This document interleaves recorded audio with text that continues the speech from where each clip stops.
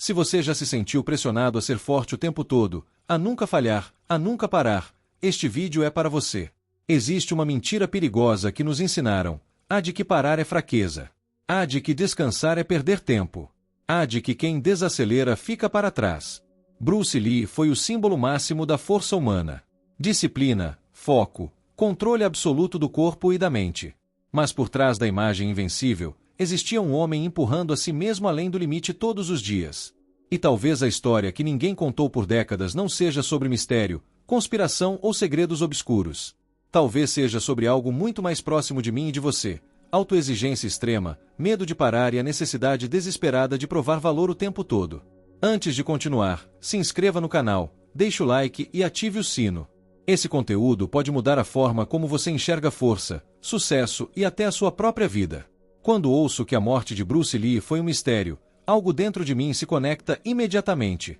Porque eu também já transformei minhas dores em silêncio. Durante décadas, falaram de teorias, venenos, conspirações. Mas quase ninguém falou sobre o peso invisível que ele carregava. E eu entendo isso. É mais fácil criar um inimigo externo do que admitir que o perigo mora dentro da nossa própria mente.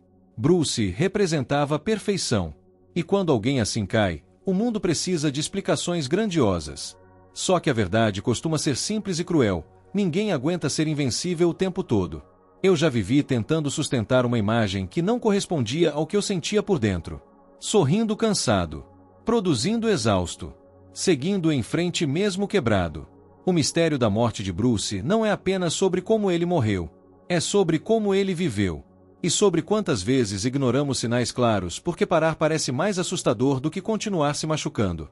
Esse mistério me lembra que o silêncio, muitas vezes, não protege, ele adoece. Quando descubro que pessoas próximas a Bruce evitaram falar por quase 50 anos, eu não julgo. Eu reconheço. Porque o silêncio, às vezes, é uma forma de sobrevivência. Falar dói. Revelar verdades pesa. Admitir que alguém que admirávamos estava se destruindo lentamente é enfrentar culpa, impotência e medo. Eu também já fiquei calado quando deveria ter falado. Já vi sinais em mim mesmo e escolhi ignorar. Já ouvi alertas e fingi não escutar. O silêncio cria uma falsa sensação de controle, como se esconder o problema fosse o mesmo que resolvê-lo. Mas o tempo não cura aquilo que a gente insiste em não enxergar. O silêncio em torno de Bruce alimentou curiosidade, mas também protegeu uma narrativa conveniente, a do herói inquebrável. Só que heróis também sangram. E quando ninguém fala, a dor se repete em outras pessoas. Em mim. Em você. Esse silêncio prolongado me ensina que guardar tudo para si não é força. É adiamento. E tudo o que é adiado dentro da mente acaba cobrando juros no corpo. Quando Bolo Yeung finalmente decide falar, eu sinto um impacto profundo. Porque falar depois de tanto tempo não é aliviar, é reviver. Ele não era apenas um colega de cena. Era alguém que treinava junto, sofria junto, empurrava limites lado a lado. E quando alguém assim rompe o silêncio, não é por atenção. É por peso acumulado demais para continuar carregando sozinho. Eu me vejo nisso. Quantas verdades eu já segurei até elas se tornarem insuportáveis. Quantas vezes pensei: se eu falar agora, vai doer demais. Mas chega um momento em que o silêncio dói mais do que a exposição. Bolo não revelou um segredo chocante. Ele revelou humanidade. Revelou que o fim não foi repentino. Foi construído aos poucos, dia após dia. E isso me assusta, porque mostra que a destruição raramente vem como um choque. Ela vem como rotina. Quando alguém finalmente fala, não está acusando. Está alertando. Está dizendo: isso pode acontecer com qualquer um que confunda disciplina com autoaniquilação. A relação entre Bruce e Bolo nasceu no lugar onde máscaras não sobrevivem, o treino extremo. Ali não existe personagem, só corpo, respiração, dor e verdade. E isso me lembra que é nos momentos de esforço máximo que quem somos de verdade aparece. Treinar até o limite cria respeito, mas também cria uma normalização perigosa do sofrimento. Quando tudo é intenso, a exaustão vira padrão. A dor vira parte da identidade. E eu já caí nessa armadilha. Já confundi evolução com sofrimento constante. Já acreditei que, se não dói, não vale. Bruce buscava os limites humanos porque queria entender o máximo do corpo e da mente. Mas existe uma linha tênue entre explorar limites e ultrapassá-los sem retorno. Quando o respeito pelo próprio corpo se perde, a disciplina vira cobrança cruel. Essa relação forjada na intensidade me ensina que ambientes extremos moldam caráter, mas também cegam. E que nem todo respeito vem do quanto você aguenta. Às vezes, o verdadeiro respeito está em saber quando parar. Durante as filmagens de Operação Dragão, Bolo percebeu sinais claros de exaustão em Bruce. E isso me atravessa, porque sinais quase nunca são invisíveis. Eles são ignorados. Eu já senti meu corpo pedindo pausa enquanto minha mente gritava para continuar. Exaustão física e mental não surge do nada. Ela avisa. Primeiro em pequenos esquecimentos. Depois em irritação constante. Em falta de prazer. Em um cansaço que o descanso não resolve. Mas quando a identidade está ligada à performance, parar parece traição. Bruce carregava expectativas gigantescas.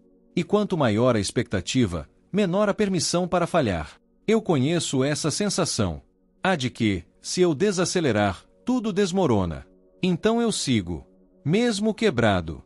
Os sinais estavam lá. Mas reconhecer sinais exige humildade. Exige admitir que o corpo tem limites que a mente não quer aceitar. Esse tópico me lembra que ignorar o cansaço não é coragem. É negligência emocional. E o corpo, cedo ou tarde, cobra atenção à força. Apesar da imagem pública de invencibilidade, Bruce vivia sob pressão constante. E essa pressão não vinha só de fora. Vinha principalmente de dentro. A necessidade de vencer em tudo. De ser referência. De não decepcionar. Eu sei como isso funciona. Quando as pessoas acreditam em você, desistir parece crime. Descansar parece fraqueza. Errar parece imperdoável. Então você se transforma em um projeto ambulante de excelência, mas perde o direito de ser humano. Bruce não podia falhar. Não podia desacelerar. Não podia mostrar fragilidade. E esse tipo de prisão é silenciosa. Porque vem disfarçada de sucesso. Todo mundo admira, mas ninguém vê o peso. Esse tópico me faz refletir sobre quantas vezes eu confundi valor pessoal com produtividade. Quantas vezes achei que precisava estar sempre no máximo para merecer respeito.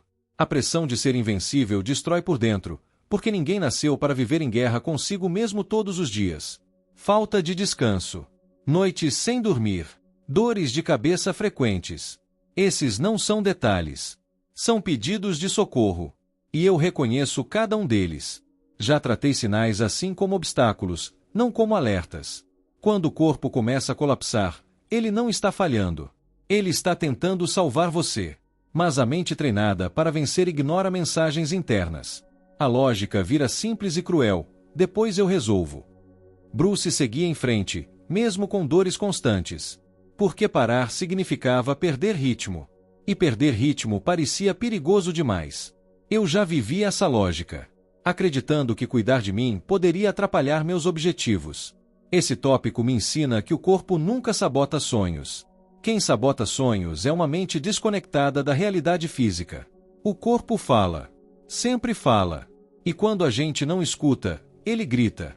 Às vezes alto demais. Entender isso é um ato de maturidade emocional. Médicos alertaram Bruce sobre um inchaço no cérebro.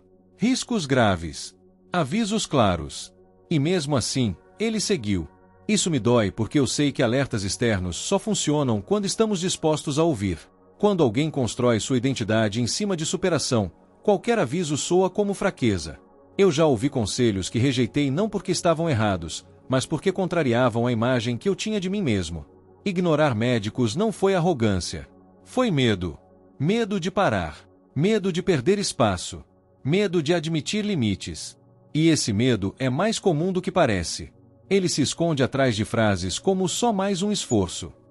Esse tópico me lembra que ouvir não é obedecer cegamente. É respeitar a própria existência. Ignorar sinais profissionais é apostar que a força de vontade vence biologia. E essa é uma aposta que ninguém ganha. No dia 20 de julho de 1973, Bruce estava exausto. Com dores intensas. Tomou um analgésico e se deitou para descansar. E nunca acordou. Essa frase é simples, mas carrega um peso imenso. Não foi um ato heróico. Foi humano. Ele fez o que qualquer um faria. Tentou aliviar a dor e descansar. E isso me faz pensar em quantas vezes eu só parei quando já estava no limite absoluto. O corpo não escolhe o momento mais conveniente para falhar. Ele escolhe o momento em que não aguenta mais. Bruce não caiu lutando. Caiu cansado. E isso quebra a fantasia da morte gloriosa. Esse tópico me ensina que descansar tarde demais não é descanso. É colapso. E que ouvir o corpo antes do limite não é fraqueza. É inteligência emocional. Uma lição dura, mas necessária. A causa oficial foi edema cerebral. Mas o público rejeitou. Criou teorias. Inimigos. Conspirações. Porque aceitar a verdade dói demais. É mais confortável acreditar em algo externo do que admitir que alguém se destruiu lentamente. Eu entendo isso. Já procurei culpados quando falhei. Já criei narrativas para não encarar minhas próprias escolhas. A verdade exige responsabilidade. E responsabilidade exige maturidade emocional. As teorias afastam o aprendizado real. Transformam uma lição humana em entretenimento. E assim, nada muda. O ciclo se repete. Pessoas continuam se pressionando até quebrar, acreditando que só eventos extremos causam tragédias.